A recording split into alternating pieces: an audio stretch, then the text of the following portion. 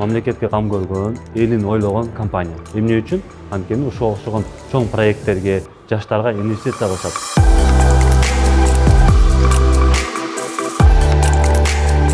Форум бул сиздердин квартираңыздар примерно кандай бүтөт, ошону алдын ала көрсөтчү. Вроде нормальный эле жилой комплекс, бирок 1-2 комнаталар дайыма суточный квартирага берилет. Неизвестно, кто там живет дегендейчи. Кайсыл специалист, риэлтор биз менен иштеше турган болсо, анда ал 5% комиссия алса болот. Звонок кылганыбыздан баштап үй алганга чейин полностью сопровождение кылабыз.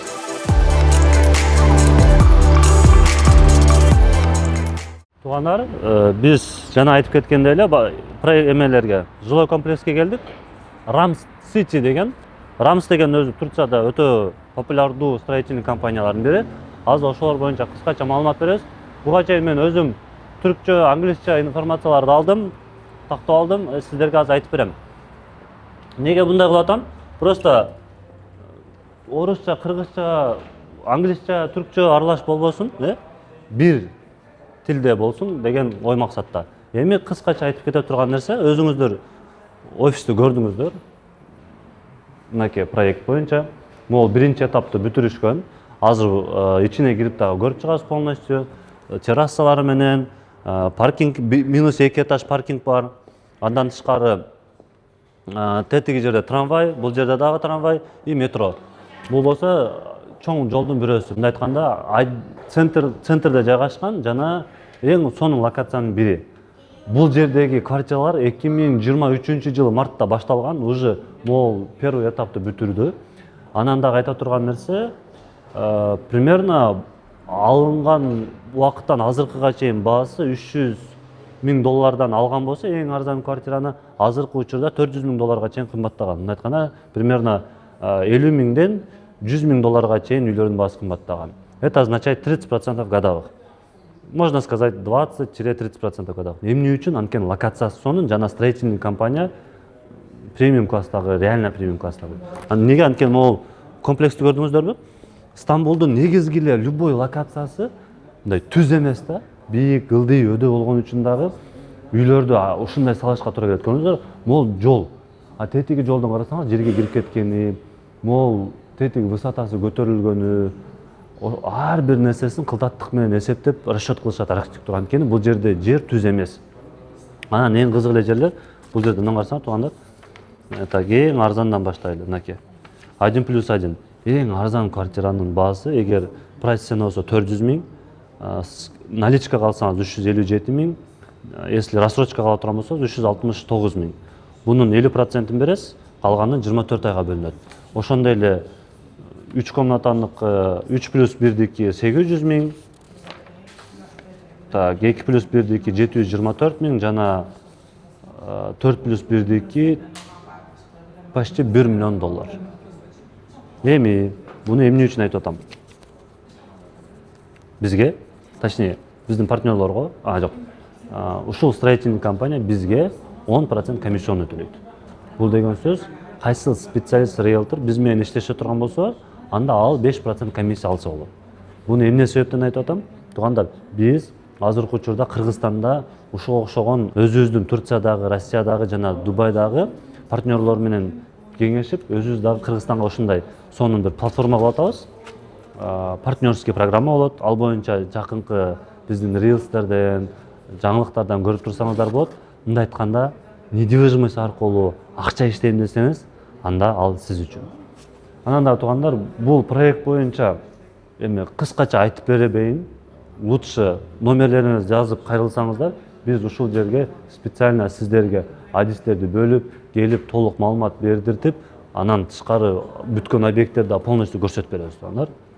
Мындай айтканда, бизге звонок кылганыбыздан баштап үй алганга чейин полностью сопровождение кылабыз. Эгер ипотека, мурабаха жолу менен ала турган болсоңуздар, рассрочка ала турган болсоңуз, ошону төлөп бүткөнгө чейин сопровождение кылабыз. Bunday сопровождение, bunday кызмат кайсыл жерде бар туугандар, айтыңыздарчы. Бир мактанып кетейин. Эми буюрса, дальше эмени көрөйлү. Ичиндеги объекттерди кантип бүтүрдү, кылган иши менен айткан сөзү дал келеби, дал келбейби, өзүңөр көрөсүңөр.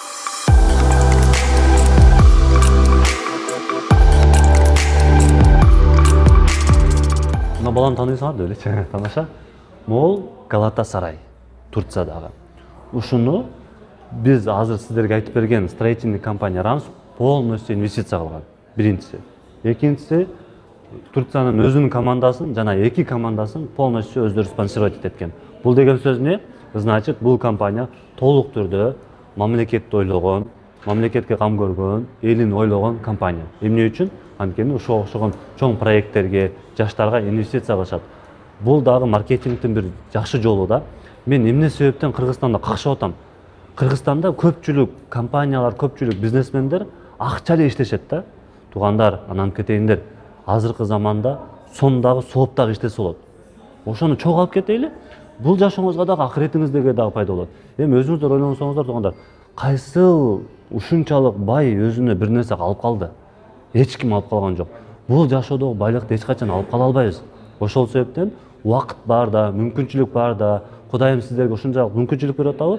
Ошол мүмкүнчүлүктөн пайдаланып, Кыргызстанга, элге, жерге, мамлекетке пайда берип калсак, сизге дагы, бизге дагы пайда. Анткени өзүңүз ойлонуңузчу, сиздин дагы бала чакаңыз азыркы биздин Кыргызстандагы образованияга, окуганга татыктуу же ошону каалайсызбы? Конечно, каалабайсыз. Эмне үчүн байлар өздөрүнүн окуучуларын башка мамлекеттерге апарып окутат? Эмне үчүн байлар өзүнүн балдарын башка мамлекеттерде, кымбат жерлерде окутат? Анткени образование ал жерге маанилүү да. Эми ошол эле образованияны ошо байлар биригип туруп Кыргызстанга ачып койсок деле болот да. Кегиле ошону ойлонуштурбайлыбы? Ошого толтура проекттер бар. Эми нефтему сүйлөп салдым, бирок негизи эле ошол, туугандар. Азыр дальше квартира көргөнгө кеттик.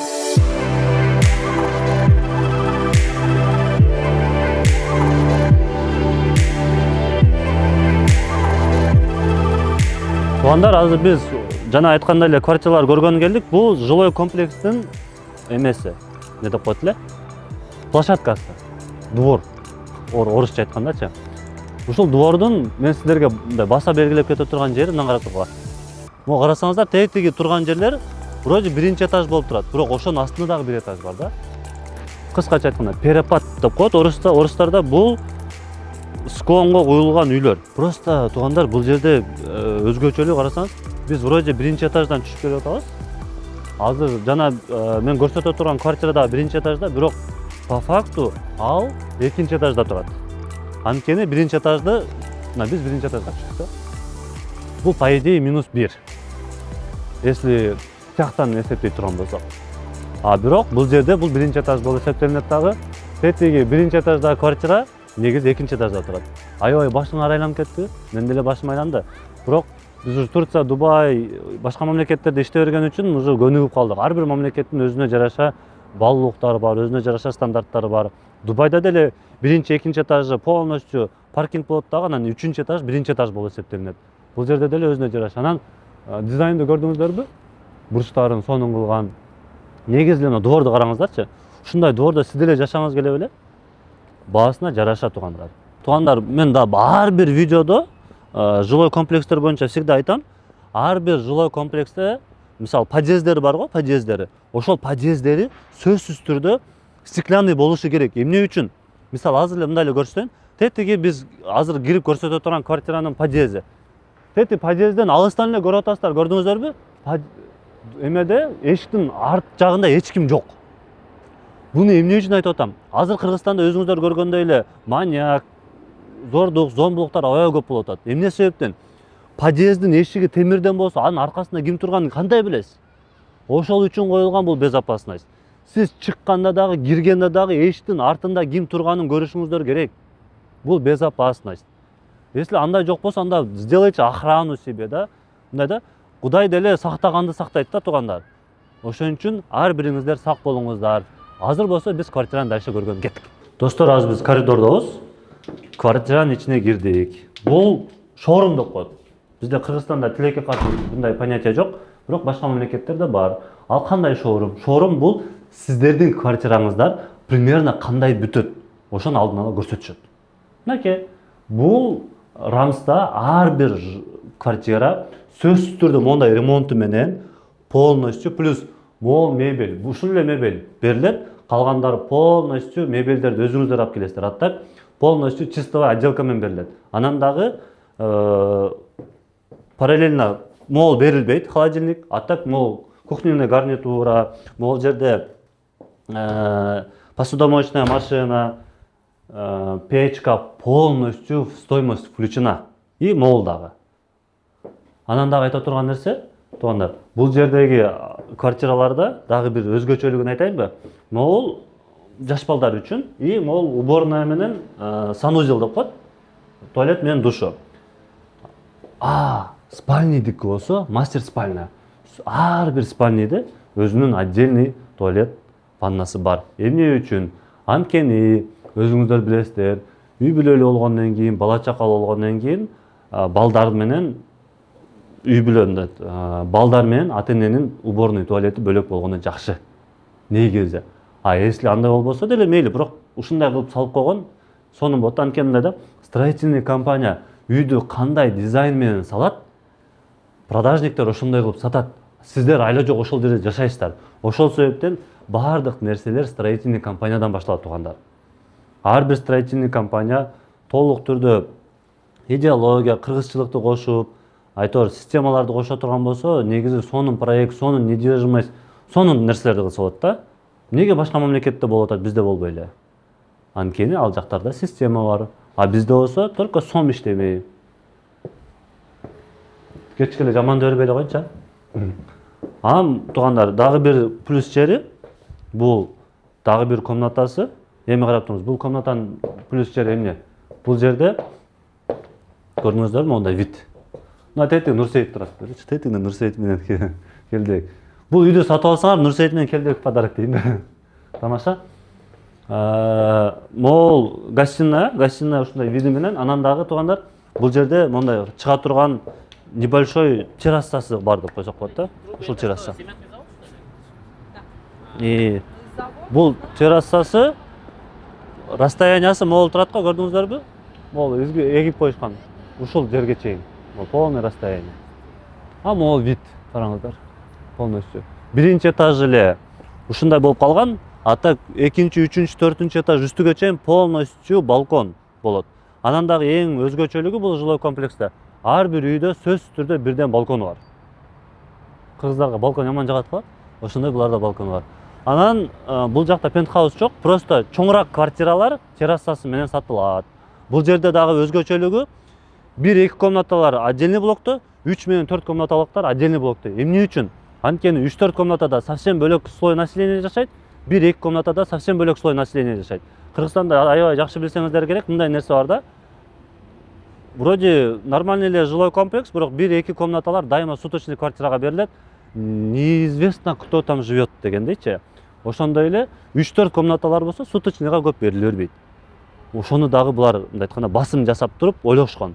Кардардын дальнейший 10, 15, 20 жылда кантип жашайт, нерв болбой, ошого чейин да кылдаттык менен ойлонуштурулган. Аны бизде дагы кылса болот. Бул бизден жон гана сунуш туугандар. Буйруса башка ЖКларды дагы тартып сиздерге көрсөтөбүз. Ассаламу алейкум. Сатып атасызбы? Сатып атасызбы? Бизде үй караштырып жүрдүк элек. Болду. Көрсөтөй бересизби? Бисмилlah, кеттик. Кеттик.